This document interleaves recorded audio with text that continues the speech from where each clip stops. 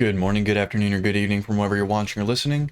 My name is Caleb Glick. I'm a lawyer here in the great state of Texas with the Calhoun School of Law to bring you a lot of information plenty of bad folks would rather you not have. Today we're going to be providing another installation into our The Federalist Papers series going on number 19. So if you haven't gone back and watched 1 through 18, I would encourage you to do so because knowing this information, while not necessary, is a very beneficial supplement when constructing your understanding of the U.S. Constitution. And of course, understanding the U.S. Constitution is paramount in defending against any sort of lawfare that may be waged against you, your family, or your property. Now, before we get on to number 19, I'm excited to announce that I've published my first novel titled Lawfare, Abolish the American Bar Association. If you're curious about the foundational reasons for the Calhoun School of Law, as well as who the deep state actually is, go ahead and pick up your own copy of the novel because it explains in great detail how the titular organization, the American Bar Association, best fits the title of deep state rather than these other entities or agencies that we tend to give the title to. So if you'd like to have either of those questions answered, go ahead and get yourself a copy off of Amazon. It's available in digital, paperback, and hardcover. Excellent. So let's go ahead and jump on over to 19. Now, if you prefer the format I did with Federalist Papers 1 through 5, where I interjected more often, gave some more context, more arguments, things like that, let me know and I will go back to that format. For now, just for the sake of getting to more practical aspects of being a lawyer, being a pro se litigant, I'm providing the information more concisely, yet retaining the thoroughness of going through the information. I'm only doing it more concisely rather than interjecting more often because of the supplementary nature of the Federalist Papers rather than the maybe prerequisite nature. Again, beneficial information to know, not necessary when understanding the U.S. Constitution. Beneficial, not necessary. Okay, so number 19. Again, this format that I'm using is provided by the federalistpapersproject.org, but there are multiple institutions that provide both paper and digital copy formats. I would recommend getting both. While you're searching for the Federalist Papers, also search for copies, both paper and digital, of the Anti-Federalist Papers, because after this series, we're going to be addressing the Anti-Federalist Papers and see what they said when addressing the U.S. Constitution. Some of the things they said, most of the things they said in the Anti-Federalist Papers will really turn your stomach because they predicted what we experience today to a T. Okay, so going on to number 19, Federalist number 19, titled Insufficiency of the Present Confederation to Preserve the Union. You may think that sounds familiar. Yes, that is sharing the title with the previous, 3 or 4 Federalist Papers because they wanted to really drive this point. I guess there were multiple opponents to the U.S. Constitution that kept bringing up that the present Confederation was sufficient, the Confederation under the Articles of the Confederation. So they're just continuing this topic to try to further convince any sort of opponents bringing up this argument that their arguments shouldn't be of concern. Insufficiency of the present Confederation to preserve the Union. Just like the last Federalist Papers, it is written by both James Madison, author of the U.S. Constitution, and Alexander Hamilton. It is published in the Independent Journal on Saturday, December 8th, 1787. And though they say at the start to the people of the state of New York, given that this was discussing the U.S. Constitution and its ratification, it was also divvied out to the people of the 12 other states. So this reached a lot more eyes, or many more eyes, than just those in New York. So they say, to the people of the state of New York, the examples of ancient confederacies, what they're talking about in the previous Federalist Papers, cited in my last paper, I got ahead of myself, have not exhausted the source of experimental instruction on this subject. There's still dissenting opinions. There are existing institutions founded on a similar principle which merit particular consideration. The first which presents itself is the Germanic body. In the early ages of Christianity, Germany was occupied by 7 distinct nations who had no common chief. The Franks, one of the number, having conquered the Gauls, established the kingdom which has taken its name from them. In the 9th century, Charlemagne, its warlike monarch, carried his victorious arms in every direction, and Germany became a part of his vast dominions. On the dismemberment which took place under his sons, this part was erected into a separate and independent empire. Charlemagne and his, I think it's Charlemagne, but I'm going to say Charlemagne, or Charlemagne, and his immediate descendants possessed the reality as well as the ensigns and dignity of imperial power. But the principal vassals whose fiefs had become hereditary and who composed the national diets which Charlemagne had not abolished, gradually threw off the yoke and advanced to sovereign jurisdiction and independence. The force of imperial sovereignty was insufficient to restrain such powerful dependence, or to preserve the unity and tranquility of the empire. The most furious private wars, accompanied with every species of calamity, were carried on between the different princes and states. The imperial authority, unable to maintain the public order, declined by degrees till it was almost extinct in the anarchy, which agitated the long interval between the death of the last emperor of the Suabian and the accession of the first emperor of the Austrian lines. In the 11th century, the emperors enjoyed full sovereignty. In the 15th, they had little more than the symbols and decorations of power. Out of this feudal system, which has itself many of the important features of a confederacy, has grown the federal system which constitutes the Germanic Empire. Its powers were vested in a diet representing the component members of the confederacy. In the emperor, who is the executive magistrate with a negative on the decrees of the diet, and in the imperial chamber and the Aulic council, two judiciary tribunals having supreme jurisdiction in controversies which concern the empire or which happen among its members. The Diet possesses the general power of legislating for the empire, of making war and peace, contracting alliances, assessing quotas of troops and money, constructing fortresses, regulating coin, admitting new members, and subjecting disobedient members to the ban of the empire, by which the party is degraded from his sovereign rights, and his possessions forfeited. The members of the Confederacy are expressly restricted from entering into compacts prejudicial to the empire, from imposing tolls and duties on their mutual intercourse without the consent of the emperor and diet, from altering the value of money, from doing injustice to one another, or from affording assistance or retreat to disturbers of the public peace. And the ban is denounced against such as shall violate any of these restrictions. The members of the diet as such are subject in all cases to be judged by the emperor and diet, and in their private capacities by the Aulic council and imperial chamber. The prerogatives of the emperor are numerous. The most important of them are his exclusive right to make propositions to the diet, to negative its resolutions, to name ambassadors, to confer dignities and titles, to fill vacant electorates, to found universities, to grant privileges not injurious to the states of the empire, to receive and apply the public revenues, and generally to watch over the public safety. In certain cases, the electors form a council to him. In quality of emperor, he possesses no territory within the empire, nor receives any revenue for his support, but his revenue and dominions and other qualities constitute him one of the most powerful princes in Europe. From such a parade of constitutional powers in the representatives and head of this confederacy, the natural supposition would be that it must form an exception to the general character which belongs to its kindred systems. Nothing would be further from the reality.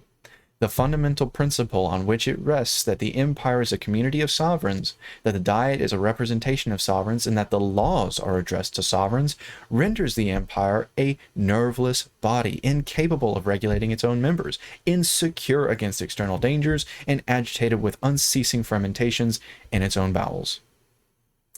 The history of Germany is a history of wars between the emperor and the princes and states, of wars among the princes and states themselves, of the licentiousness of the strong and the oppression of the weak, of foreign intrusions and foreign intrigues, of requisitions of men and money disregarded or partially complied with, of attempts to enforce them altogether abortive, or attended with slaughter and desolation involving the innocent with the guilty, of general imbecility, confusion, and misery. Doesn't really have a good view of the Germanic history. In the 16th century, the emperor, with one part of the empire on his side, was seen engaged against the other princes and states. In one of the conflicts, the emperor himself was put to flight and very near being made prisoner by the Elector of Saxony. The late King of Prussia was more than once pitted against his imperial sovereign, and commonly proved an overmatch for him. Controversies and wars among the members themselves had been so common that the German annals are crowded with the bloody pages which describe them. Previous to the Peace of Westphalia, Germany was desolated by a war of 30 years in which the emperor, with one half of the empire, was on one side, and Sweden, with the other half, on the opposite side. Peace was at length negotiated and dictated by foreign powers, and the articles of it to which foreign powers are parties made a fundamental part of the Germanic constitution. If the nation happens, on any emergency, to be more united by the necessity of self-defense, its situation is still deplorable. Military preparations must be preceded by so many tedious discussions arising from the jealousies, pride, separate views, and clashing pretensions of sovereign bodies that before the Diet can settle the arrangements, the enemy are in the field. And before the federal troops are ready to take it, are retiring into winter quarters. The small body of national troops, which has been judged necessary in time of peace, is defectively kept up, badly paid, infected with local prejudices, and supported by irregular and disproportionate contributions to the treasury. The impossibility of maintaining order and dispensing justice among these sovereign subjects produced the experiment of dividing the empire into 9 or 10 circles or districts, of giving them an interior organization, and of charging them with the military execution of the laws against delinquent and contumacious members. This experiment has only served to demonstrate more fully the radical vice of the Constitution. Each circle is the miniature picture of the deformities of this political monster. They either fail to execute their commissions, or they do it with all the devastation and carnage of civil war. Sometimes whole circles are defaulters, and then they increase the mischief which they were instituted to remedy. We may form some judgment of this scheme of military coercion from a sample given by Thuanus.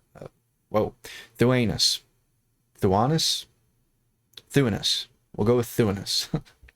In Donauworth, a free and imperial city of the circle of Suabia, the Abbe de Saint Croix, enjoyed certain immunities which had been reserved to him. In the exercise of these on some public occasions, outrages were committed on him by the people of the city. The consequence was that the city was put under the ban of the empire, and the Duke of Bavaria, though director of another circle, obtained an appointment to enforce it. He soon appeared before the city with a corps of 10,000 troops, and finding it a fit occasion, as he had secretly intended from the beginning, to revive an antiquated claim on the pretext that his ancestors had suffered the place to be dismembered from his territory, he took possession of it in his own name, disarmed and punished the inhabitants, and re-annexed the city to his domains. It may be asked, perhaps, what has so long kept this disjointed machine from falling entirely to pieces? The answer is obvious. The weakness of most of the members who are unwilling to expose themselves to the mercy of foreign powers. The weakness of most of the principal members compared with the formidable powers all around them. The vast weight and influence which the emperor derives from his separate and hereditary dominions, and the interest he feels in preserving a system with which his family pride is connected, and which constitutes him the first prince in Europe. These causes support a feeble and precarious union, whilst the repellent quality, incident to the nature of sovereignty, and which time continually strengthens, prevents any reform whatever founded on a proper consolidation. Nor is it to be imagined, if this obstacle could be surmounted, that the neighboring powers would suffer a revolution to take place which would give to the empire the force and preeminence to which it is entitled. Foreign nations have long considered themselves as interested in the changes made by events in this constitution, and have on various occasions betrayed their policy of perpetuating its anarchy and weakness. If more direct examples were wanting, Poland, as a government over local sovereigns, might not improperly be taken notice of. Nor could any proof more striking be given of the calamities flowing from such institutions. Equally unfit for self-government and self-defense, it has long been at the mercy of its powerful neighbors, who have lately had the mercy to disburden it of 1/3 of its people and territories. The connection among the Swiss cantons scarcely amounts to a confederacy, though it is sometimes cited as an instance of the stability of such institutions. They have no common treasury, no common troops even in war, no common coin, no common judicatory, nor any other common mark of sovereignty. They are kept together by the peculiarity of their topographical position, by their individual weakness and insignificancy, by the fear of the powerful neighbors, to one of which they were formerly subject, by the few sources of contention among a people of such simple and homogeneous manners, by their joint interest in their dependent possessions, by the mutual aid they stand in need of for suppressing insurrections and rebellions, an aid expressly stipulated and often required and afforded, and by the necessity of some regular and permanent provision for accommodating disputes among the cantons. The provision is that the parties at variance shall each choose 4 judges out of the neutral cantons, who, in case of disagreement, choose an umpire. This tribunal, under an oath of impartiality, pronounces definitive sentence which all the cantons are bound to enforce. The competency of this regulation may be estimated by a clause in their treaty of 1683 with Victor Amadeus of Savoy, in which he obliges himself to interpose as mediator in disputes between the cantons and to employ force, if necessary, against the contumacious party. So far as the peculiarity of their case will admit of comparison with that of the United States, it serves to confirm the principle intended to be established. Whatever efficacy the Union may have had in ordinary cases, it appears at the moment a cause of difference sprang up. Capable of trying its strength, it failed. The controversies on the subject of religion, which in 3 instances have kindled violent and bloody contests, may be said in fact to have severed the league. The Protestant and Catholic cantons have since had their separate diets, where all the most important concerns are adjusted, and which have left the general diet little other business than to take care of the common bailages. That separation had another consequence, which merits attention. It produced opposite alliances with foreign powers, of Bernis at the head of the Protestant Association with the United Provinces, and of Luzerne at the head of the Catholic Association with France.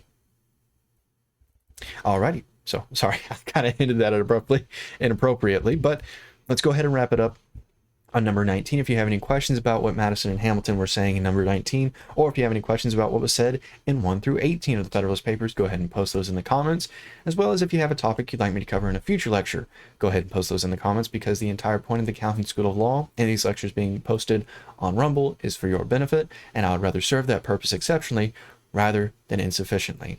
The reason you ought to be watching these lectures is because it's not a matter of if, but when this ever-growing hostile lawfare state comes to harass you, your loved ones, or your hard-earned property, that I want you to be well learned in this information, well learned in these skills and abilities, so that way you can defend any barrages that are levied against you, your family, or your property. So once again, if you have any questions at all about these topics, or a topic you'd like me to cover in a future lecture, please post about them in the comments. Excellent. So my name is Caleb Glick. I'm a lawyer here in the great state of Texas with the Calhoun School of Law to bring you a lot of information many bad folks would rather you not have. I hope you enjoyed this lecture, and I'm not too sure what the topic for the next lecture is going to be, but I'll do my best to make it as informative and entertaining as this one, if not more so, because once again, the purpose of these lectures is for your benefit. I hope you all have a wonderful day, and until the next lecture, again, regardless of the topic, I bid you all, try again. I bid you all farewell.